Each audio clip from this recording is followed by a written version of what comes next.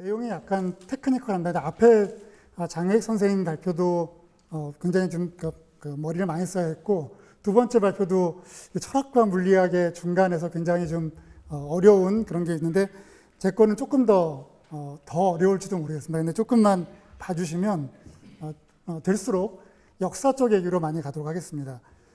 제가 이제 보여드릴 부분은 그레타 헤르만이라고 하는 1901년생 하이젠베르크와 동갑입니다. 이분을 가지고 와서 양자역학 인과의 문제, 김연아 선생님 발표 마지막에 그 부분이 약간 언급된 코지알리티 뭐 이런 개념이 언급이 됐는데요. 포먼 논제 부분은 준비를 했지만 약간 성격이 좀 달라서 빼도록 하고요. 폰 노이만의 증명을 조금만 보여드리고 헤르만이 도대체 뭘 했는가 얘기를 보여드리는 게 포인트입니다. 그래서 이거 저의 목표 중에 하나는 서울해석과의 연관을 보여주는 건데 쉽지는 않을 것 같습니다. 순서는 이렇습니다. 부분과 전체, 헤르만의 삶, 그리고 수문면수 금지 정리, 헤르만의 논문 이렇게 나갑니다. 부분과 전체는 하이젠베르크의 자전적인 성격을 띠는 어떤 책이지만 특히 이제 여기 마지막에는 독일어에서 번역된 책도 있는데요. 여러 챕터 중에서 제가 관심을 둔 챕터는 여러 사람들이 나옵니다. 10장입니다. 10장에 양자역학 칸트 철학이라는 부분이 나오고요. 그레타 헤르만이라는 사람이 얘기에 대한 언급이 나옵니다. 실제 34년에 만났는데요. 하이젠베르크의 기억이 틀립니다. 이렇게 말을 합니다. 젊은 여성 철학자 그레타 헤르만이 원자 물리학들과 함께 철학토론하기 위해 라이프치히에 왔다. 헤르만은 괴팅겐 철학자 넬손에서 공부하고 칸트 철학에 정통했는데 인과율은 흔들릴 수 없다. 그런데 양자역학 인과를 의문시하니까 마음에 안 든다라고 했습니다. 근데 사실은 젊은 여성 철학자가 2번이나 썼지만 하이젠베르크보다 나이가 더 많았고요. 그리고 이미 에미네터, 유명한 헬버트의 제자 수학자 에미네터 밑에서 수학으로 엄밀한 수학으로 박사학위를 받은 사실은 수학자, 물리학자였습니다.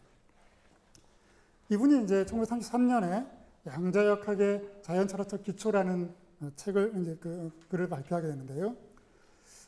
철학자인데 독특하게도 결정론, 자연철학적 기초 이런 문제에 관심을 듭니다. 저는 사실은 장혜익 선생님께서 양자역학의 새로운 공리라고 하신 부분을 이제 얼마 전에 말씀하신 적이 있었는데 자연철학적인 어떤 접근이라고 저는 이제 그 표현이 굉장히 이제 공감을 많이 했었는데요.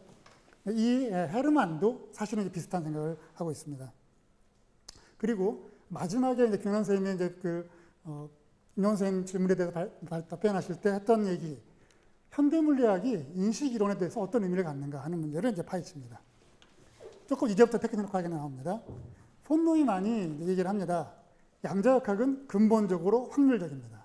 아까 이제 장혜 선생님의 발표에서 보면 CI 제곱이라고 하는 확률이 되게 중요합니다. 이거 없앨 수 없을까? 이게 이제 관심이죠. 그래서 32년에 책을 내서 없앨 수 없다를 증명했습니다. 그레테가 바로 1년 뒤에 그 유명하고 그 똑똑하고 그 천재스러운 폰 노이만이 틀렸다라는 걸 밝힙니다. 그런데 사람들이 묻힙니다. 앙상블에서의 포인트는 뭐냐면요.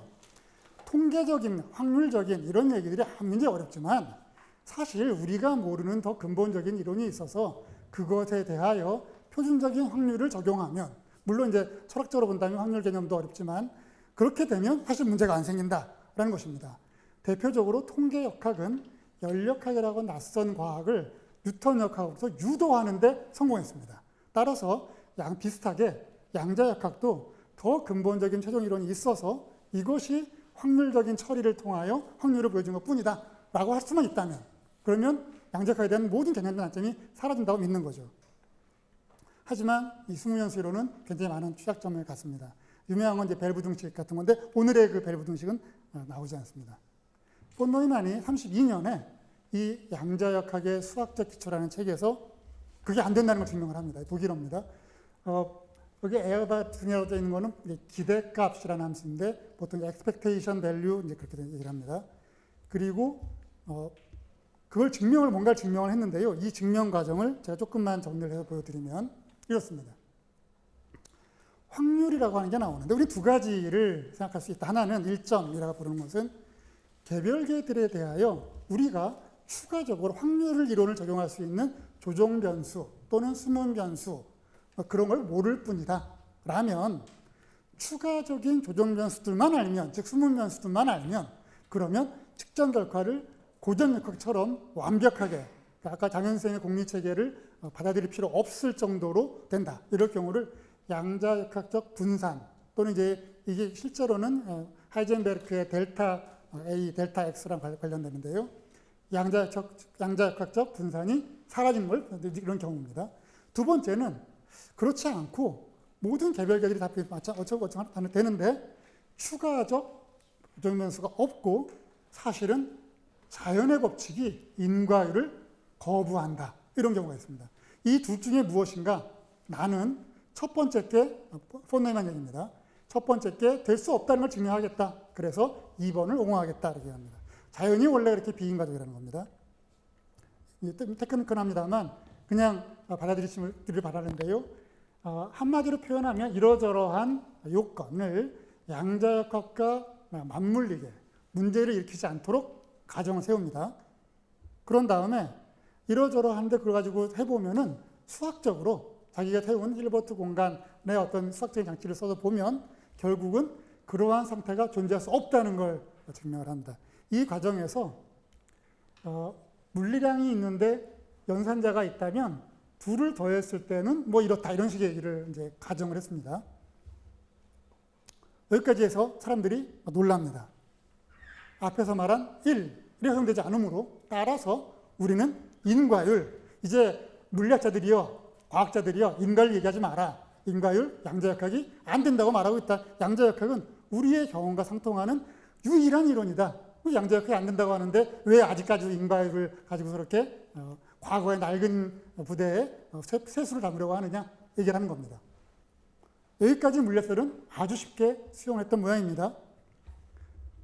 1966년, 그러니까 유명한 벨 부등식은 64년에 발표됐는데요. 사실은 그보다 더 먼저 투고됐지만 2년 뒤에 발표된 양자역학의 수문 변수 문제에 관하여라는 논문에서 폰 노이만의 가정은 아주 일반적이고 또 그럴싸한 것처럼 보이지만 사실은 엉터리다 이렇게 얘기를 합니다. 그러면서 아까 이제 디테일이고 제 디테일은 제 그 발표문에 보면 논문을 넣어놨기 때문에 천천히 읽어보실 수 있을 텐데요. 당장 서로 이제 커뮤테이팅 하지 않는 서로 이제 가환이 아닌 두 연산자를 더한다는 게 무슨 말이냐. 그런 전혀 다른 게 나온다. 그러니 폰 노이만은 뭔가 66년만 해도 absurd라는 표현을 썼습니다. 그런데 82년에 가면 이렇습니다. 88년에 인터뷰에서는 not just flawed, it's silly 이렇게 완전 바보 같은 얘기였다. 엉터리하고 foolish하다고. 그래서 굉장히 비난을 하고요. 이렇게 되니까 그 유명한 폰 노이만 이제 사라져버린 것처럼 66년에 오기 전까지는 폰 노이만의 증명이 너무나 강력해서 수문변수에 대해서 사람들이 고려하지 않았다는 겁니다. 그런데 사실은 이 얘기를 폰 노이만 증명이 나온 32년보다 1년 뒤인 33년에 그레테 헤르만이 이미 밝혀놨던 것입니다. 이분의 관심이 이렇습니다. 양자역학의 주장들이 이런 것처럼 측정의 결과가 원리적으로 예측 불가능하다고 하는데 그게 양자역학에서 어쩔 수 없는 필연적인 거냐? 아니면 양자이론이라고 하는 건 굉장히 훌륭한 이론이다. 뭐 에너지 고유값 계산 다 하고 모든 걸 설명한단 말이죠. 그런데 그 가치에 흠집을 내지 않고도 우리가 어떻게든 예측 불가능성에 대한 문제를 구원해낼 수 있는가? 나는 후자가 가능함을 보이고 싶다. 이렇게 얘기하면 보이겠다. 이렇게 합니다. 하지만 이미 폰 노이만이 증명을 해버렸습니다. 1번이라고. 그러니 1번이 그러니까 폰 노이만의 증명이 맞으면 그레테 헤르만으로서는 방법이 없는 거죠. 그래서 이분이 어쩔 수 없이 하지만 이미 그런 자기 일리저빌티가 있는 거죠. 증명을 해버립니다.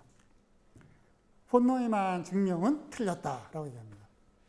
기대값 함수라는 것에 대하여 이렇게 얘기했는데 이것은 물리량들의 합의 기대값이 기대값의 합과 같다 이렇게 얘기를 한다는 거죠. 고전역학에서는 당연히 이렇습니다. 이제 확률 이론에서 말할 때 그렇습니다. 그런데 불확정성 관계가 성립하는 양자역학 물리량, 즉 보통 가환이 아니라거나 양립할 수 없는이라고 하는 또는 위치와 운동량 이런 식으로 아니면 아까 장현생 용어를 빌리면 원공간과 이제 상반 공간 이렇게 이제 연결되는 그런 식의 물량에 대해서는 이것이 분명하지 않다라고 얘기를 하고요.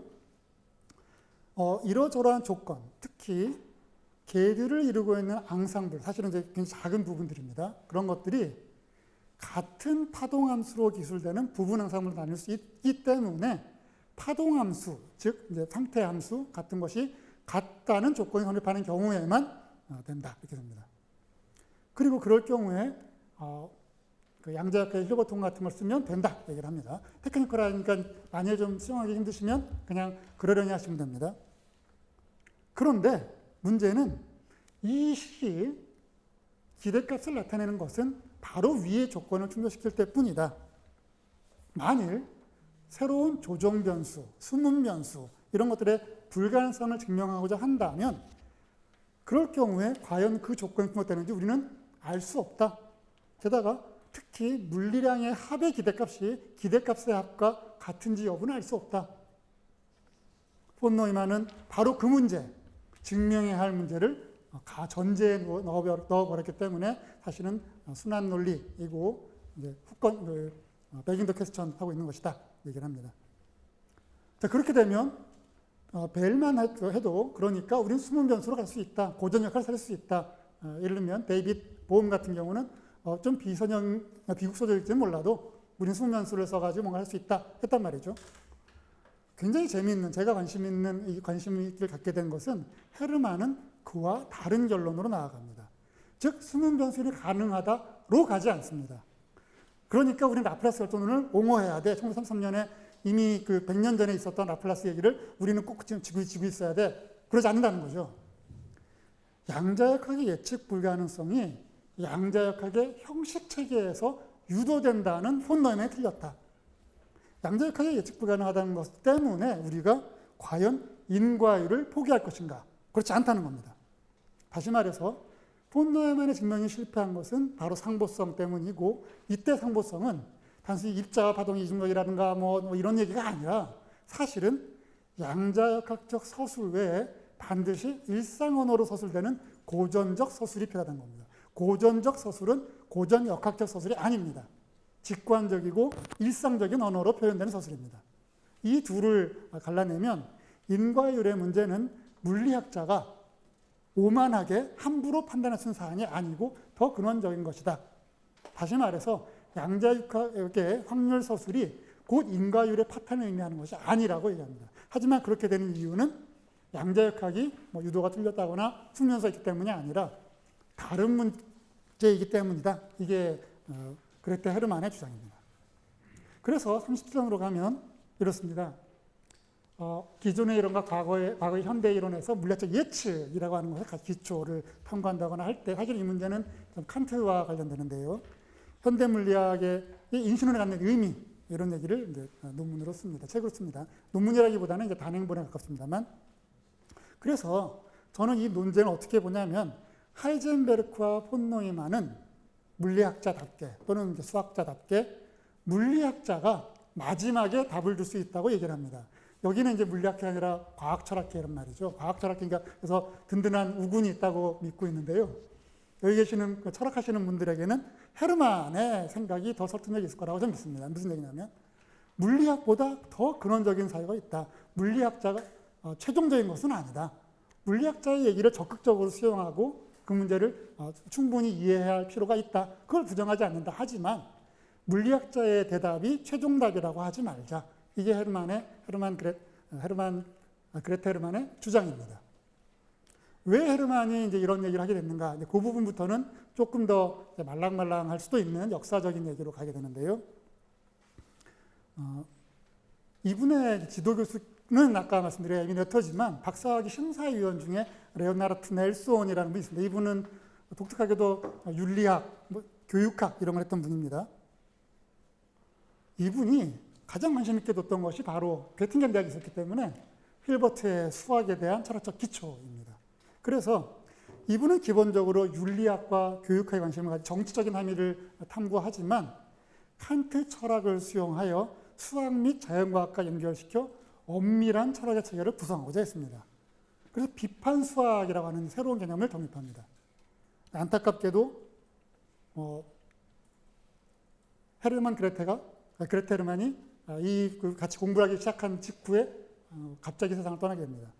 이분은 또 누굴 따르고 있냐면 18세기, 19세기에 활동했던 18세기 말 19세기에 활동했던 야커 프레드리히 프리스라는 신칸트주의자를 따라갑니다. 이분은 보시면 크리틱 데어 페어넘프트 순수이성 비판과 유사한 제목으로 이성에 대한 인류학적 비판이라는 얘기를 했습니다. 그래서 미묘하지만 어쩌면 아까 김연아 선생님 발표에서 본다면 버클리의 굉장히 주관적인 관념일 수도 있는 그런 얘기를 왜 그걸 그렇게 함부로 하느냐 하는 식일 수도 있습니다. 근데 훨씬 더 세련된 입장이죠. 특히 자연과학의 오류 가능성을 중요하게 생각합니다. 그 계보를 잇는 사람들이 여러 사람들이 괴팅겐 대학 중심으로 모여서 1903년 정도부터 아예 프리스 학파 학술지 이런 것을 만듭니다. 이게 한 35년 정도 했으니까 굉장히 길었습니다. 그러니까 이 중에 이제 대표적인 사람이 가령 넬손 같은 사람이 있고요. 뭐 마이오프 같은 사람 노벨상도 받은 사람입니다.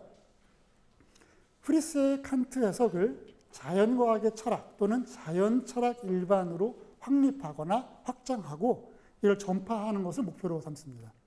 그러니까 이분들의 관점은 굉장히 수학이나 물리학이나 이런 굉장히 엄밀한 성을 추구하는 학문들을 깊이 있게 따라가는 동시에 거기에 매몰되지 않으려는 것이 이분들의 가장 중요한 관심입니다. 그 다음부터 나오는 슬라이드는 과감하게 빼려고 하는데요. 왜냐하면 사실 이분이 이렇게 했던 것은 정치적인 동기가 강했기 때문입니다. 이제 아인슈타인이나 케테 콜베츠 같은 이름도 등장을 하는데요. 이 당시 32년에 무슨 일이 벌어지냐면 독일에서 아돌프 히틀러가 권력을 잡습니다. 그러니까 차별과 소수자에 대한 탄압을 명시적으로 얘기하는 사람들이 이름은 거창하게 독일 사회, 민족 사회주의, 노동자당 뭐 이런 식으로 이름까지 붙였지만 그 사람들이 얼마나 위험한가를 말해주고 사실 보면 그레타 헤르만은 1934년에 라이프치히에 가서 굉장히 학술적으로 굉장히 즐겁게 아주 여기 상하탑소에 갇혀가지고 라이프치히 교수를 하고 있는 하이젠베르크나 앉아서 학문적인 토론을 간 게 아닌데 그 당시에 이 사람은 익명으로 가명으로 활동을 하면서 계속 그 반나치 활동을 벌이고 있었고요. 잡히면 죽는 사이였는데 이미 이제 노르웨이로 도망가 있다가 이 문제를 토론하기 위해서 라이프치히에 굉장히 위험을 무릅쓰고 갔던 것입니다. 하이젠베르크는 어떤 젊은 철학자가 찾아와서 나랑 물리학에 대한 얘기를 하는데 물리학이 좀 약간 약한 것 같긴 하지만 중요한 얘기를 했어 라고 엉터리로 해석을 해버렸지만 이 사람은 어떻게 보면 목숨을 건 행위였습니다. 왜 그랬을까? 졸업 후에 사실은 에민 헤터가 다른 대학에 수학과 조교 자리를 이미 알선해 놓고 가기만 하면 사실 탄탄대로 상하탑의 학자로 살아갈 수 있었을 텐데 굳이 그걸 포기하고 반나치 운동, 교육 운동에 헌신을 합니다. 그러면서도 물리 철학에 대한 자신의 관심을 놓지는 않습니다. 그리고 폰 노이만의 최신 저작, 32년에 나온 폰 노이만의 저작을 이해하는 사람은 유럽 전체에 뭐 굳이 따지면 한 100명은 안 됐을 겁니다. 50명 남짓 이랬을 겁니다. 거기에 있는 증명의 오류를 바로 짚어낼 수 있을 정도로 뛰어난 실력을 가진 사람이었고 제가 아까 노르웨이라고 할 때 덴마크입니다. 위험한 상황에서 왜 그렇게 했던가? 이 부분에서 이제 과학사에서 자주 거론되는 포먼 논제가 나옵니다. 포먼 논제의 전반적인 얘기는 이제 어떤 얘기냐면 양자역학은 코잘리티, 인과성에 대한 얘기에 굉장히 의문을 갖는데 왜 이 젊은 사람들은 인과성에 대해서 그렇게 고집을 하지 않고 쉽사리 수용했는가? 그 당시에 분위기가 있다라고 얘기를 합니다. 바이마르 문화라고 불렀는데요. 1차 대전 전까지의 어떤 과학을 굉장히 인과적이고 직관적이고 개별적인 굉장히 엄격하고 단단한 것으로 이제 본다면 그 이후에 바이마르 문화에서 그것을 거부하는 움직임이 있었다고 얘기를 합니다. 그러면서 하는 얘기가 슈팽글러의 이제 이 서양의 몰락이라고 하는 것이 중요한 역할을 했다고 하고요. 그레타 헤르만의 관심이 이렇습니다. 불확정성, 미결정성, 또는 예측 불가능성, 인과율. 아예 폰 노이만은 자기 책에서 양자역학이 이렇게 성공적이니 앞으로 인과율을 얘기하지 말아라. 이렇게 얘기했습니다. 물리학자, 수학자가. 그런데 당시에 양자역학이라는 것이 지배적이었고 여기는 비인과적이고 비결론론적이며 비직관적인 세계관이 점점점 힘을 갖게 됐습니다. 나치가 권력을 장악하고 2차 대전을 통해서 강력한 시대 정신이 되어가고 있었습니다. 만일 비인과적이고 비결정론적, 비직관적인 세계관이 세상을 지배한다면, 그렇다면 우리가 살아가는 세상에서 정말 믿을 것은 무엇인가? 이런 문제에 대하여 양자역학의 자연철학적 기초를 통하여 접근하려고 했던 것이 아마도 그레테 헤르만의 생각이 아니었던가. 이게 제 주장이고요. 이분이 하이젠크 얘기를 합니다. 역사적 발달과 더불어 인간의 사고조도 변한다. 그러면서 하는 말이 각 시대는 자기만의 진실을 갖고 있지. 즉 시대에 적응하며 살아야지. 시대가 이렇게 나치가 지배하고 있으니까 우리는 그냥 거기에 적응하며 살아야 되지 않겠어요? 라는 히틀러에 대해서 그럴 수 없는 거다. 우리는 여전히 가질 것이 있다. 하지만 동시에 역사적 발달과 함께 인간 사고조도 변한다는 것을 직시해야 한다. 전쟁이 끝난 직후에 정치와 윤리학이라고 하는 단행본에도 이렇게 얘기를 합니다. 히틀러의 제국에서 자신들의 아름답고 소중하다 생각하는 것을 위해 당장 눈앞에서 벌어지는 정치적 사건에 눈을 감는 것은 자신의 명성과 자신의 작품을 통해 그 체제를 지지하고 옹호하는 거다. 오히려 강화하는 거다. 따라서 중립은 있을 수 없다. 저항하여 싸우지 않는다면 지지하는 것이다. 그러므로 그 자신들, 그 사람들에게도 책임이 있는 사회 부정에 참여하는 것이라면 어떻게든 어떠한 고귀한 것도 무가치하다고 봐야 되지 않겠는가라고 얘기를 합니다. 그리고 53년에 자기 이제 지도 교수는 아니고 심사위원이었지만 결국 넬손의 책들을 전자를 다 모아서 책을 냅니다. 그 이제 편집을 좀 하는데 여기에 제목이 하필이면 리버 빈드네스 쭉 발스해서 우연의 정복이라고 합니다. 우연이라고 하는 것이 비인과성, 비결정성 내지는 어떤 비직관성 이런 것일 수 있을 텐데요. 우연을 정복한다는 것. 그러니까 하지만 그것이 라플라스 결정론 같은 것을 억지로 우기는 것이 아니라 새로운 과학, 새로운 이론, 양자역학 같은 것을 적극적으로 수용하고 거기서의 어떤 함의를 끌어내겠다는 것. 아마도 이것이 그레테 헤르만의 가장 큰 관심이 아니었을까라는 것이 제 주장입니다. 2012년에 나온 양자이론과 초월철학, 이게 굉장히 좋은 책인데요. 화르클라이테라는 프랑스 분이 쓴 이 책에선 양자이론과 칸트 철학이 어떻게 대화를 할 수 있을까, 그 가능성을 모색하는 그런 종류의 것이고요. 저는 이것이 이제 양자역학의 서울 해석과 아주 깊이 연관이 있다고 이제 믿고 있습니다. 요약을 하면요, 그레테 헤르만이라는 분을 소개를 해드렸고, 나치 독재와 2차 대전 속에 물리철학자가 어떤 스탠스를 가졌던가, 그리고 물리학의 기초라고 부르는 것이 사변적인 상하타석 주제인가, 인과의 문제는 도대체 무엇이었는가, 그리고 어떤 면에서 장기적으로 이제 좀 더 해보고 싶은 것은 서울 해석을 자연철학적으로 재조명하는 문제, 이런 것들이 이제 될 것 같습니다. 경청해 주셔서 감사합니다.